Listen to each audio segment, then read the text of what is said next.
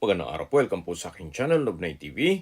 Patalasasan po, meron po ba kayong mga properties na napapabayaan or non-performing assets? Plan nyo ibenta, pero wala kayong oras sa pagbibenta nito. Kung ito'y pagkakatiwala nyo po sa amin, tawag lang po kayo sa aking numero, usap po tayo, gawan ko po ng video for free. Yes, libre po, wala po kayong babayaran. Tutulungan pa namin kayong mabenta ang inyong property. Kami na po bala sa marketing, sa boosting or paid ads. Even sa tripping, hindi na po kayo mapapagod sa pag-entertain ng mga buyers. Kami na po bala sa lahat. Tawag lang po kayo.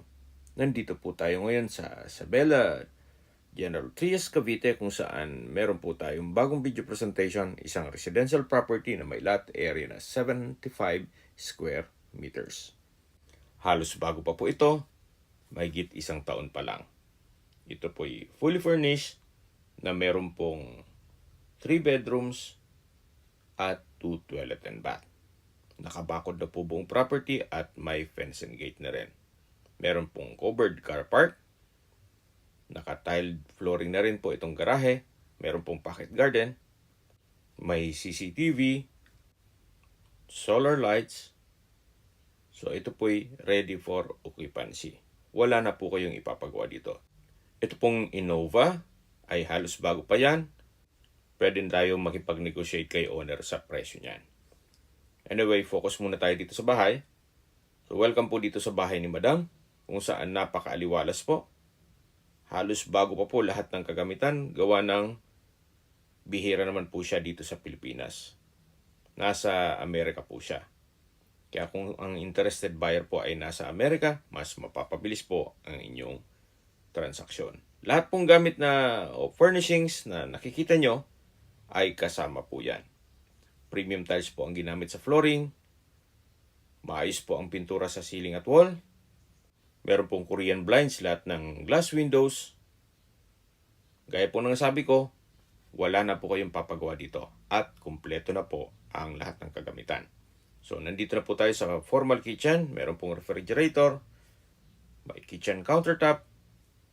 Meron pong wall-mounted cabinet. Then, storage ng kitchen utensils. Naka-tile flooring na rin po ito. At mula po dito, meron pong access door. Papunta dito sa setback. Na diretso po yan sa garahe. At matatanaw din natin yung steel gate. Ito pong pathway or walkway ay naka-tile flooring na rin po. Pinturado na rin po itong concrete fence. So, babalik po ulit tayo dito sa kitchen. At dito naman po ulit yung dining area at living area. At matatanaw naman natin yung main door at meron pong aluminum screen door. So, ito naman po yung common toilet and bath. Maayos naman ang toilet fixtures. Naka-tile bathroom wall. May bathroom sink, bathroom cabinet, water closet and bidet. Then meron pong shower enclosure. Dito po ay naka-tile bathroom wall at meron pong hot and cold shower. Labas po tayo para check natin ibang parte nitong bahay. So mula po dito sa common toilet and bath, matatanaw natin ang living area, then yung main door, at dito naman po yung hagdan. Naka-wooden yung balustre, then wooden staircase, at tubular railing. So, nandito na po tayo sa second floor. Ito po yung hallway, na naka-tiled flooring na rin po ito. Then, maayos din po ang pintura dito sa staircase wall. At ito po yung first bedroom. Naka-tile flooring, maayos ang pintura ng ceiling at wall.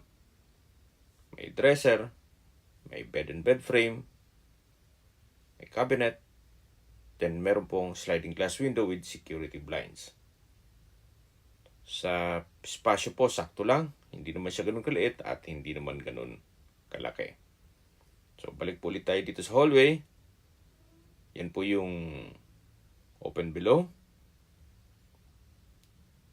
At check muna natin itong pangalawang kwarto. Naka-tile flooring na rin po ito. Meron pong dalawang sliding glass window with security blinds. May bed and bed frame, bedside table, Maayos ang pintura ng ceiling at wall. At meron din pong cabinet. Labas po tayo. Ito na po yung third bedroom. Mas malaki naman to dun sa dalawang bedroom.